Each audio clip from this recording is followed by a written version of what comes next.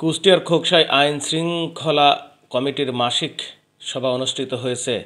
মঙ্গলবার 29 জুলাই বেলা 11টার দিকে উপজেলা নির্বাহী কর্মকর্তা প্রদীপ্ত রায় দীপনের সভাপতিত্বে উপজেলা পরিষদ সভাকক্ষে এই সভা অনুষ্ঠিত হয়।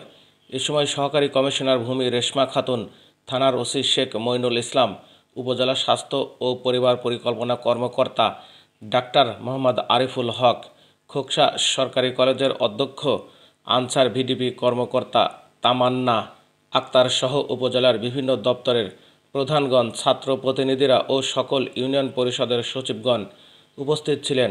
সবাই বক্তারা বর্তমান আইন শৃঙ্খলা পরিস্থিতি নিয়ে সন্তোষ প্রকাশ করেন। এছাড়াও আইন শৃঙ্খলা স্বাভাবিক রাখতে সবার সহযোগিতা কামনা করা হয়।